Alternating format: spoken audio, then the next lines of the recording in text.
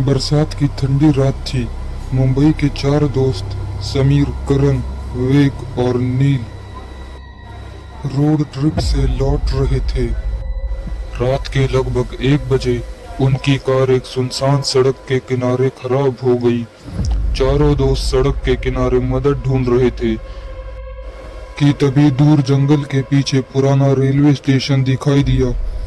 Station पूरी तरीके से वीरान था। टूटी बेंच, जंग लगे बोर्ड और हर तरफ अजीब सन्नाटा।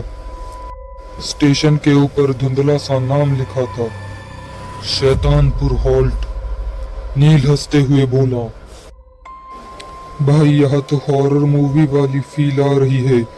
तभी अचानक साउंड स्पीकर अपने आप चालू हो गया।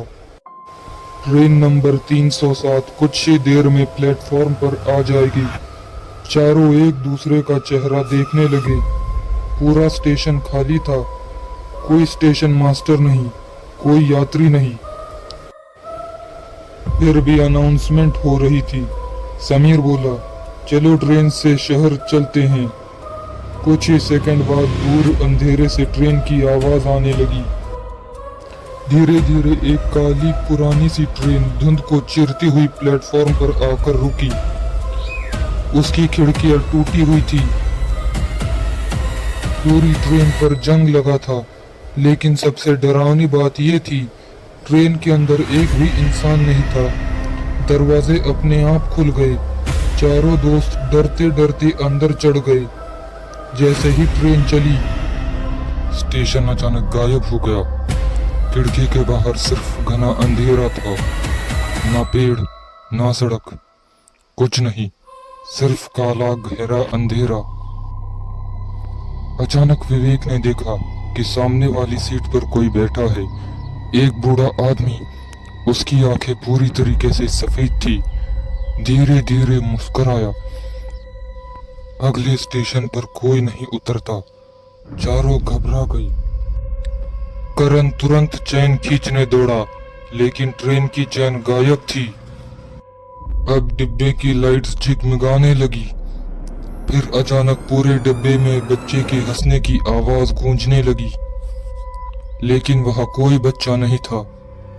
नील कांपती आवाज में बोला, भाई हमें उतरना चाहिए। तभी ट्रेन अचानक एक सुरंग में घुस गई। पूरा डिब्बा अंधेरे से डूब गया। सिर्फ कुछ सेकंड के लिए। जब लाइट वापस आई तो समीर गायब था। उसकी सीट पर सिर्फ उसका फोन पड़ा था। फोन की स्क्रीन पर लिखा था 1 डाउन। तीनों दोस्तों के शरीर में डर दौड़ गया। विवेक जोर जोर से समीर का नाम चिल्लाने लगा। तभी पीछे वाले डिब्बे से किसी के रोने की आवाज आई। तीनों धीरे धीरे वहां पहुंचे। डिब्बा पूरी तरीके से खाली था, लेकिन खिड़की पर खून से लिखा था, अब तुम्हारी बारी है। अचानक दरवाजा अपने आप बंद हो गया। ट्रेन की स्पीड तेज हो गई, इतनी तेज जैसे पटरी से उतरने वाली हो। फिर विवेक ने खिड़की के बाहर देखा और उसकी चीख निकल गई। बाहर हजारों लोग ट्रेन के साथ दौड़ रहे थे। सभी के चेहरे जले हुए थे, आंखें काली और सबकी गर्दन टेढ़ी थी। करण रोने लगा, ये क्या है भाई, ये क्या है। तभी स्पीकर फिर से चालू हुआ, दूसरा यात्री तैयार है। अचानक छत से काले हाथ नीचे आए और विवेक को ऊपर खींच लिया। उसकी चीख पूरे डिब्बे में गूंजती रही, फिर अचानक शांत हो गई। अब सिर्फ करण और नील बचे थे। दोनों दरवाजा तोड़ने लगे, लेकिन तभी ट्रेन धीरे धीरे रुक गई। बाहर बोर्ड दिखाई दिया, मृत्यु स्टेशन। पूरा स्टेशन धुंध से भरा हुआ था। सैकड़ों लोग प्लेटफॉर्म पर खड़े थे, लेकिन किसी का चेहरा नहीं था। नील डर के मारे बेहोश हो गया। करण अकेला भागने लगा। तभी पीछे से वही बूढ़ा आदमी दिखाई दिया। वो मुस्कुराया, इस ट्रेन में चढ़ने वाले घर कभी नहीं जाते। अचानक पूरी ट्रेन के अंदर जोरदार चीखें गूंजने लगी।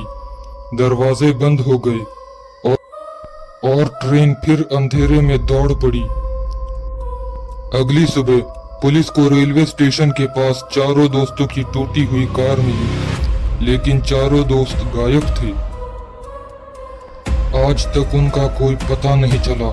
कहते हैं बरसात की रातों में उस पुराने ट्रैक पर वो आज भी ट्रेन नंबर 307 दिखाई देती है, और अगर कोई उसमें चढ़ जाए तो वो कभी वापस नहीं आता। हेलो दोस्तों, अगर आपको हमारी ये कहानी पसंद आए तो डार्क डायरी को लाइक एंड सब्सक्राइब करें। मिलते हैं एक और अगले खौफनाक कहानी के साथ।